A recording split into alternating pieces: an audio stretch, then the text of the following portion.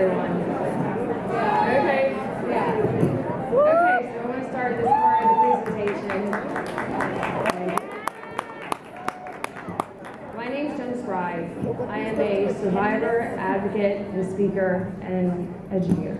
So, today I'm going to share something very personal with you, and that is my story. So, let's begin.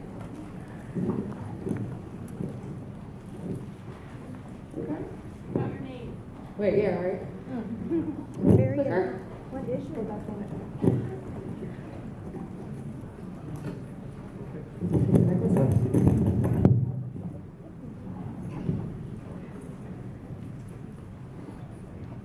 Okay.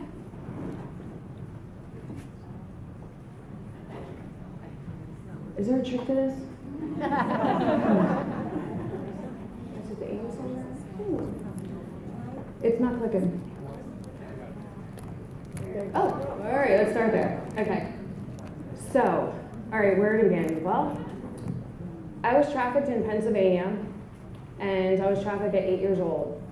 It went on for 2 years of my life, and this is what I looked like at 8 years old when this man moved only 4 doors away from my house. And this is where it began. I lived with my mom and my little sister. We had a very normal family, and my mom did everything she could. She sent us to a private school, and she worked, and yet it still happened. I would not be here today. I put this picture in here because it means a lot to me.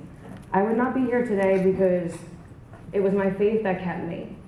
At 8 years old and 9 years old, I tried to commit suicide 3 different times, 3 different ways, and one of the times was with one of the other girls I was being trafficked with. Even in counseling, they have told me that children, even in the worst situations, don't realize how bad it is and don't attempt this, but I did. I knew everything was not normal, and I knew I was not protected, and I could not endure the pain anymore. We were very close. I loved my mom and my little sister. I tried to protect her. She was 6 years old. She was 2 years younger than myself. She's now a nurse. We've both done counseling, but for her, she's really proud of me, and she says I'm very brave to come forward. So she supports me, but she's not coming forward. So we did everything together. That's what made this really hard, to protect her. And to this day, she is my best friend. So let's begin. I fit a statistic, and that means I was in a single parent home. We were low income in a suburbia, low income neighborhood. Also the time of day. The time of day often that this happened was between 3 o'clock and 6 o'clock. Human trafficking doesn't always happen at nighttime. A lot of times this happens during the daytime hours, right in front of the eyes of strangers or people who don't really recognize or realize what's going on. I also fit the statistic that, our bus stop was included in this situation. And bus stops are one of the highlights of where people will be trafficked. So it's often used that a predator will stalk a bus stop, a playground, even where kids play sports after school.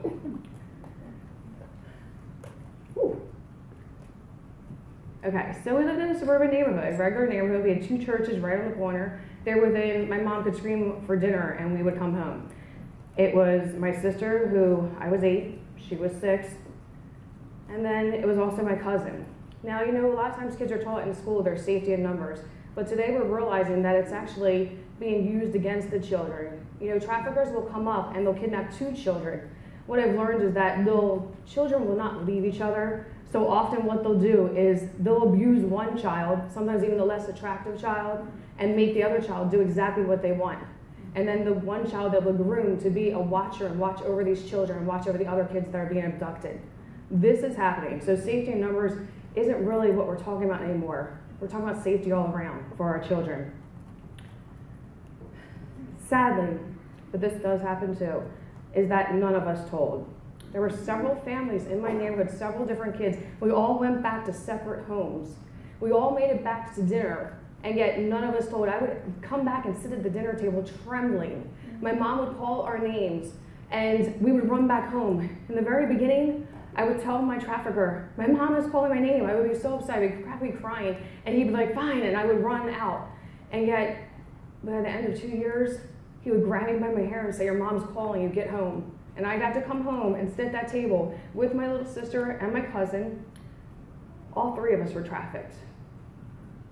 And we would come home and sit at that table in front of my mom and even his mom and hang out, and none of us told. We weren't the only family, so it's not just like you say, well, what happened at home? No, there were several other kids. Everybody made it home to dinner, and not one parent knew. Even to this day, not one parent knew. You know, some of those other kids didn't make it. Sadly, 2 of the boys that were trafficked in my neighborhood, one committed suicide, early teens, and the other one OD'd. To this day, his parents do not know he was human trafficked. I had to go back in counseling and say, do I go back and tell them or just let it rest? And we decided to let it rest. But those parents don't know why their kids turned to drugs or committed suicide in their early teenage years. None of us told. We were kids. We were very young kids, but we kept these secrets. My mother knew what my favorite cereal was. She knew what pajamas I wore at night, but between 3 and 6 o'clock when she was making dinner and coming home from work, my trafficker would tell me what time my mom was getting home and what she wore that day and what my little sister wore at the bus stop that day. He would sit at the bus stop. I would hold the crossing guard's arm and her coat and be looking across the street thinking, does no one see this happening? The man would sit in the car reading a newspaper with a coffee and be looking straight at me. And no one noticed. It does go unnoticed. You don't have to be kidnapped. I always say no one ever came looking because I never went missing. And this is where it began. The fire escapes. I went up that fire escape every day for 2 years like it was my job, because it was. When that school bell rang, I would start, everyone was excited hopping on the school bus to go home. I would start dissociating. I would just be so quiet going home. I would get home and I would tell my sister, I would command my sister, do not follow me. She had been there enough times and done some of the field trips. They took us to the YMCA in our town so we could all be filmed in shower stalls with strangers who showed up with kids also. To this day, she has nightmares about this, even with all the counseling and prayer. But I would go home and tell her to stay behind. She would cry. My mom didn't understand, just thought I wanted to go play. I made up a friend. I had a friend, Lisa, that I would tell my mom I had to go play, but I didn't have friends at that age like that. But I knew enough to make it up and go for it and tell her I wanted to go play. By 6 o'clock, I was home for dinner. Going up those stairs for the rest of my life was never the same again. Started out innocent. Oh, let me just tell you, the color pictures are the real pictures.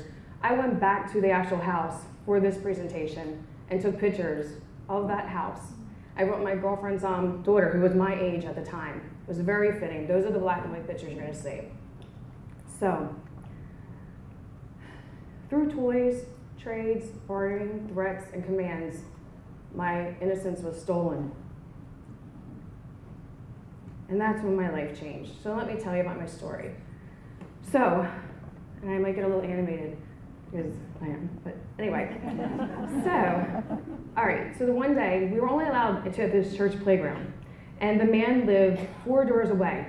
My cousin and I guess I'm gonna walk around. My cousin and I were walking to the playground, and as we were walking, we saw this man. There was boxes and stuff, and he's like, hey kids, did you see a little dog?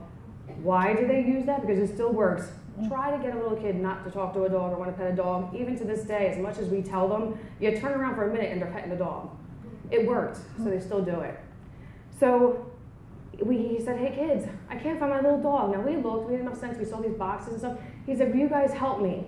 I'm moving in and the little guy's lost, you know, it's gonna be cold and dark soon. It was the beginning of summer. But he's like, you know, I don't know if he'll have his way home. And so we did, we helped him. What seemed like forever, we were helping him for about an hour or so. The guy came down with a silver bowl and he had dog food in it.